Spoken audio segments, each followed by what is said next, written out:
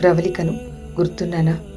చనిపోయి 2 ఏండ్లవుతుంది కదా, మర్చిపోయి ఉంటారు. ఆ రోజు దొరల పాలనలో ఉద్యోగాలు రాక పేపర్ లీకులతో మనస్తాపానికి గురై ఆత్మహత్య చేసుకున్న మీ ఆడబిడ్డ ప్రవళికను. నేను ఒక్క 3 నెలలు బతికి ఉంటే బాగుండేది. ఇయాల నాకు కూడా ప్రభుత్వ ఉద్యోగం వచ్చేది. మా అమ్మా నాన్నలు గర్వంగా తలెత్తుకుని తిరిగేవారు. కేటీఆర్ చేసిన పేపర్ లీకుల వల్ల నేను ఆత్మహత్య చేసుకుంటే వాడు నాకు అఫైర్ అంటగట్టిండు. గిరిజన బిడ్డను కదా, దొరబిడ్డను అయితే వాడు అలా అఫైర్లు అంటగట్టేవాడు కాదేమో. కానీ ఇయ్యాల నాకు సంతోషంగా ఉంది.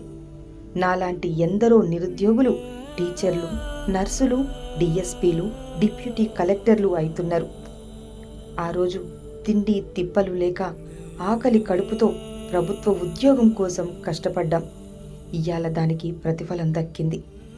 నాకు ఈ అవకాశం దక్కలేదు అన్న బాధ ఉన్నా నాతో తిరిగిన నిరుద్యోగులకు ఉద్యోగాలు వస్తుంటే నాకు ఎంతో సంతోషంగా ఉంది.